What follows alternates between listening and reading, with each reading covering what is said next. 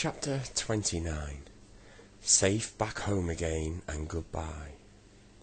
The party went on and on. The game of musical chairs was fun, for instead of somebody taking away a chair each time, the chair took itself away, walked neatly off and stood watching. Silky won the game. She was so quick and light on her feet. A big box of chocolates came flying down through the air to her, when she sat down on the very last chair and pushed Moonface away. She was delighted. "Let's all have one," she said, and undid the box at once. Whilst they were eating, they saw the most astonishing sight. "Look," said Moonface, almost swallowing his chocolate in astonishment. "What's this coming?" Everybody looked. It seemed like a lot of little brightly coloured men running very upright. What do you suppose they were? "Crackers!" shouted What's-his-name, jumping off his seat in delight. "Crackers running to us, ready to be pulled."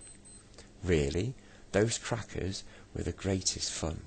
They ran about on tiny legs, dodging away and trying not to be caught. Everyone ran after them, laughing and shouting. One by one, the grey crackers were captured, and then they were pulled. My goodness, what glorious things there were inside. "I've got a gollywog brooch," cried Fanny, pinning it to her chest. "I want one too," said her doll. "Well, you must crack a cracker then, Penny," said Fanny. And how she laughed to see her doll running about after a red cracker. Penny caught one at last and brought it back to Fanny. Inside there was a teddy bear brooch, which Penny was simply delighted with.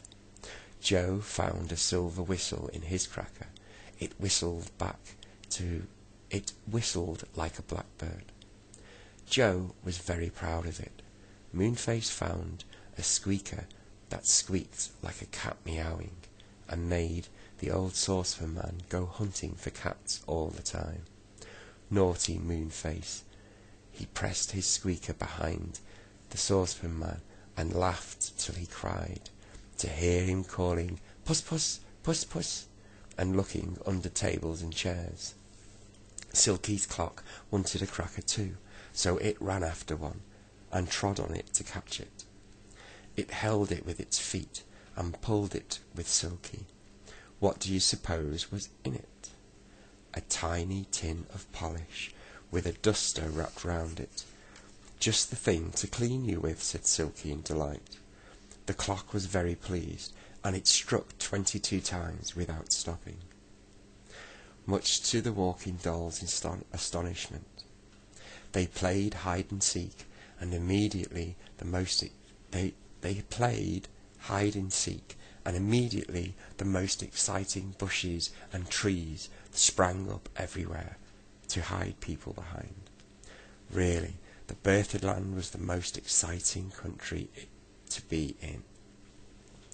Then they played "Here We Come Gathering Nuts and May," and 2 big nut trees grew behind them, full of nuts, and a long hedge white with sweet scented may. It made the game very real. When they played "Here We Go Round the Mulberry Bush," a big mulberry bush tree grew up in the distance, and they danced. And the children gave a shriek of delight, and picked the ripe red mulberries to eat. You never knew what was going to happen next, but you might be sure it was something exciting. Then they thought they could have races, and hey presto, they saw a crowd of small motor cars running up, all ready to be raced in. Everyone got in, choosing the car they liked best. There was even a tiny one for Penny the doll, and an extra one for Silky's clock, who joined in the fun, ding-donged merrily all the time. The saucepan man won the race, though he dropped a few saucepans on the way. Moonface handed him a box of sweets that had appeared for the winner. "You've won," he said. "Run," said the saucepan man. "All right, I'll run." And he ran and ran, just to show how fast he could run, when he wanted to. What a noise he made, with his kettles and saucepans clattering all around him.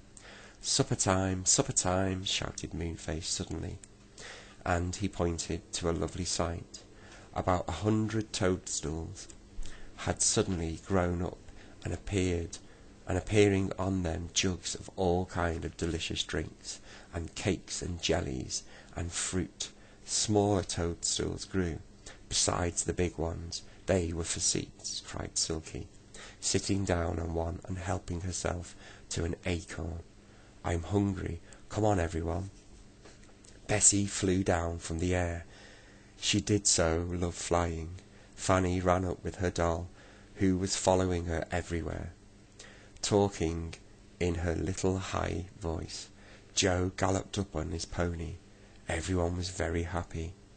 It began to get dark, and nobody minded, because big lanterns suddenly shone out everywhere, in the trees and the bushes. As they all sat and ate, there came a loud bang, bang, bang. Penny cuddled up to Fanny, frightened. Silky's clock tried to get onto Silky's knee, scared, but she pushed it off. "What's that?" said Joe, patting his frightened pony. "Fireworks! Fireworks!" shouted the angry pixie in delight. "Look, look!" And there in front of them were the fireworks, setting themselves off beautifully. Rockets flew high and swizzled down in coloured stars. Catherine wheels whizzed round and round. Squidangs jumped and banged. Golden feathers poured down like fountains. Really, it was glorious to watch. "This is the loveliest birthday party I have ever had," said Bessie happily, flapping her big wings, as she sat and watched the fireworks. Lovely things to eat, wishes that came true, most exciting games, glorious crackers, and now fireworks.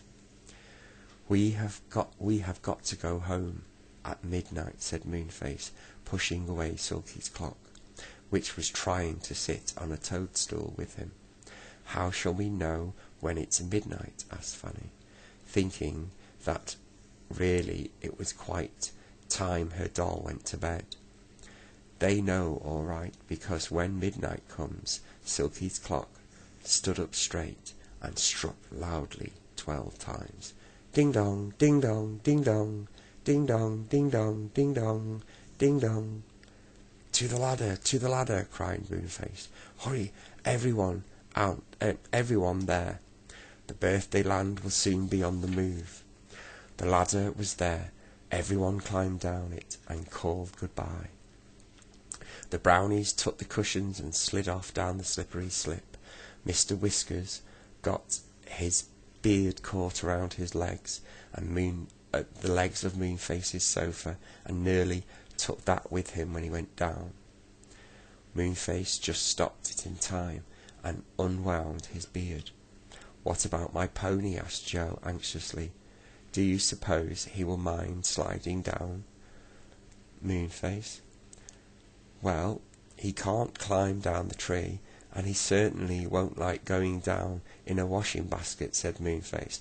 So they sat the surprise pony on a cushion and slid down it slid down with the greatest of astonishment, wondering what in the world was happening to him. Fanny slid down with her sleepy doll on her knee. Bessie carefully took off her wings and folded them up. She didn't mean to have them spoilt. She wanted to use them every day. She was very proud of them. The pony arrived on the cushion of moss quite safely. Joe mounted him.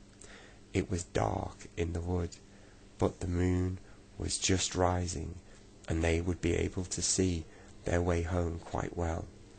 "Goodbye," called Moonface from the top of the tree. "We've all had a lovely time." "Goodbye," called Silky. "Ding dong," said her clock sleepily. "Take care of yourselves," shouted What's-his-name. Moonface pressed his squeaker loudly, and then giggled to hear Saucepan Man call, "Puss, puss, puss, puss." "Wherever is that cat?" Slishy, sloshy, slishy, sloshy. Good gracious, was Dame Washalot washing already? Joe dodged away on his pony, and the girls ran from the tree. Mr. Whiskers got the water all over him, for he was standing nearby, and he was most disgusted. "Come on, girls," said Joe, laughing. We really must go home. We shall never wake up in the morning." So they went home once more, through the enchanted wood, with the moon shining pale and cold between the trees. "Whoosh, whoosh, whoosh, whoosh, whoosh, whoosh," whispered the leaves. Joe put his pony into the field outside the cottage. Fanny undressed Penny and put her into her doll's bed. Bessie put her wings carefully into a drawer. They all undressed and got sleepily into bed. "Good night," they said. "What a lovely day it's been. We are lucky to live near the enchanted wood." And they were, weren't they? Perhaps they will have more adventures one day, but now we must say goodbye to them and leave them fast asleep, dreaming of the land of birthdays and all the lovely things that happened there. Well, that's the end. Thank you so much for listening to it. And I'll be putting another book up soon, so feel free to subscribe or whatever. And thanks again. Hope you enjoyed it. And good night if you're going to sleep.